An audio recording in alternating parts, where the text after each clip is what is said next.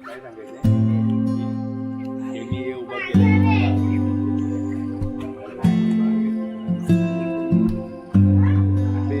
मिरचीची लागवड केली, काळी मिरी. आणि ही काळी मिरी बुश काळी मिरी असा जो प्रकार आहे तो कुंडीमध्येच त्याच्यावर मिरची लागते. आणि ते आपण आज आता 2 कुंड्या बनवल्या. ह्यामध्ये कुंडीमध्येच त्याच्यावर. नमस्कार, मी आपला लाडका योगेश कांबळे. नवीन म्हणजे एक अशा व्यक्तींना भेटणार आहोत ज्यांच्याबद्दल मी जितक्या बोलणार तेवढे शब्द कमी आहेत. कारण ते डॉक्टर कांबळे जे आहेत, डॉक्टर गणपत कांबळे यांनी सुरुवातीला डॉक्टरकी केली, समाजकार्य केलं. आताही ते डॉक्टरकीसोबत स्वतःचा जॉब सांभाळून पर्यावरणाची एवढी मोठी काळजी घेत आहेत, त्यातून व्यवसाय करतायत. आपण त्यांच्याशीच जाणूया की त्यांनी हे कसं केलं आहे. आज या वर्ल्ड एन्व्हायरमेंट डेच्या निमित्ताने आपण त्यांना भेटणार आहोत. आपले आजचे अतिथी डॉक्टर गणपत कांबळे. नमस्कार, मी डॉक्टर गणपत कांबळे. माझा नॅचरोपॅथीमध्ये डॉक्टरी झालेली आहे.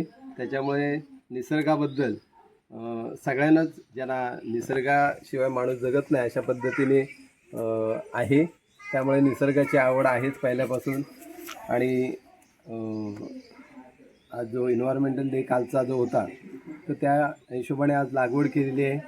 आज मी मिरी लागवड केली. हे माझं सागाचा हे आहे, जवळजवळ 300-350 साग लावलेले आहेत. आणि प्रत्येक सागावर मी मिरचीची लागवड केली, काळी मिरी. आणि ही काळी मिरी बुश काळी मिरी असा जो प्रकार आहे जो कुंडीमध्येच त्याच्यावर मिरची लागते. आणि ते आपण आज आता 2 कुंड्या बनवल्या आहेत की ह्यामध्ये कुंडीमध्येच त्याच्यावर काळी मिरी लागायला सुरुवात होते.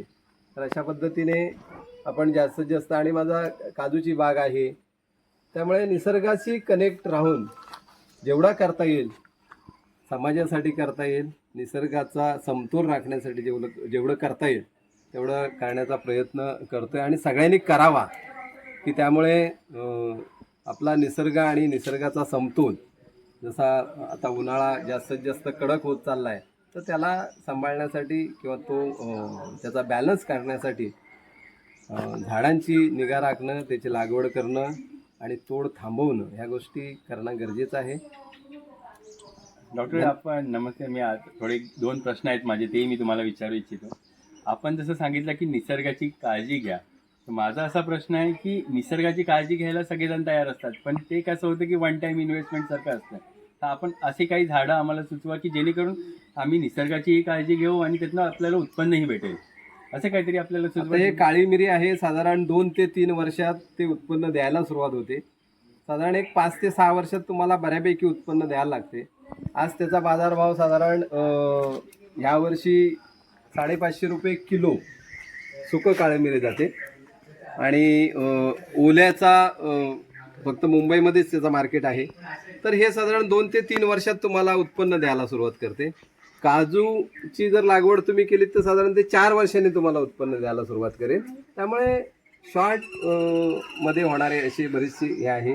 तुम्ही जर समजा झेंडू वगैरेची लागवड कराल, पण त्याला प्रोफेशनली तुम्ही करायला पाहिजे, तर ती तुम्हाला 3-4 महिन्यात उत्पन्न द्यायला सुरुवात करते. पण आपण जॉब जसा तुम्ही करता तशा पद्धतीने तुम्ही शेतीमध्ये केलात तर तुम्हाला उत्पन्न मिळेल. तुम्ही जर व्यवस्थित चांगला प्लॉट जर डेव्हलप केला तर साधारण तुम्हाला महिन्याला 25,000 ते 30,000 रुपये उत्पन्न देणारा 1 ते 1.5 एकरचा प्लॉट तुम्ही डेव्हलप करू शकता. पण टोटली तुम्ही त्याच्यामध्ये जसे जॉबवर 8 तास काम करता तसं त्यात काम करावं लागेल, हे गरजेचं आहे. ठीक आहे डॉक्टर, आपण सांगितल्याबद्दल आपण हे सुचवू.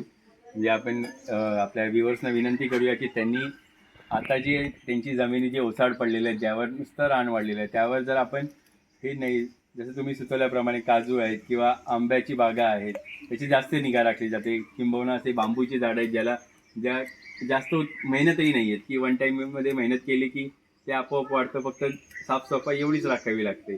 त्याबद्दल तुम्हाला काही आम्हाला सुचवू शकता की बांबूच्या बद्दल? बांबू सुद्धा छान आहे. एकदा तुम्ही लागवड केली, जर तुम्ही बांबूचं जे मुळं असतात ती जर लावली तर ती लवकर होतात. आणि आपण टिश्यू कल्चरची रोपं जर लावली तर त्याला वेळ जातो, साधारण 4 ते 5 वर्षानंतर ते त्याचं हे व्हायला लागते. पण आता जर जी मदर ही असते, म्हणजे जी बेट आपण म्हणतो की मानगा आणि अशा पद्धतीची, त्या जर बेटीतनं तुम्ही तो कंद नेऊन लावला तर त्याचं लवकर वाढ होते आणि मग तुम्हाला त्याचं साधारण 4 ते 5 वर्षात उत्पन्न मिळू शकते. साधारण तोडण्यासाठी 3 ते 4 वर्षाचा बांबू लागतो. त्यामुळे ते पण आहे की कुठेही लावला तरी होऊन जाईल, की जंगली झाडावर पण तो हे टेकला तर तो बऱ्यापैकी सरळ जाऊ शकतो. धन्यवाद डॉक्टर. आणि आम्हाला एक थोडंसं असं प्रश्न की आपण कॉर्पोरेटमध्येही काम केलेलं आहे, ज्या आता तुम्ही LIC एजंट आहात प्लस तुम्ही डॉक्टर तुमचा सांभाळता, असे दोन्ही मिळून तुम्हाला असे ना वेळ कसा भेटतो, की तुमची आवड म्हणून तुम्ही याला बघता की बिझनेस म्हणून बघताय यार? आता सध्या तरी मी आवड म्हणूनच बघतो, कारण नाही म्हटलं तरी सगळ्यांसारखे तुमच्यासारखे 5 ते 6 दिवस आमचे बिझनेस आणि याच्यातच जात असतात. राहिलेला शनिवार रविवार हा जो दिवस असतो त्याच्यामध्ये आपण करत असतो, माणसं लावून केलं जाते. अशा पद्धतीने आवड म्हणूनच केलं जाते. ते प्रोफेशनल म्हणून मला पण अजून जमत नाही आहे. ते सगळ्यातला वेगळा झाल्यानंतर करणं हा आहे, पण छंद म्हणून चाललं. धन्यवाद डॉक्टर, आपण आपल्या मोलाचा सल्ला आम्हाला दिल्याबद्दल धन्यवाद. धन्यवाद. सगळ्यांनी करावा अशी मी सगळ्या म्हणायला लागेल की व्ह्युअर्सना, आणि कोकणामध्ये मी असल्यामुळे चाकरमान्यांना सांगेन की काहीतरी करून ठेवा. आता हे काळी मिरी जी आहे त्याला जास्त काय लागत नाही आपल्याकडे. आता संगमेश्वर हा जो पट्टा आहे याच्यावर तुम्ही ऐन किंजळ कशावेळी लावा. आता मी सागावर लावले, तर ते गेल्या वर्षी लावले होते, प्रयोग केला, एक 10 एक ह्याच्यावर लावलं तर झालं चांगलं. तर सगळ्यांनी तुम्ही आपापल्या ह्याच्यात लावून ठेवा, कधीतरी उत्पन्न येईल. थोडी मेहनत करा, कधीतरी आलात तर एन्जॉय म्हणून करा. धन्यवाद.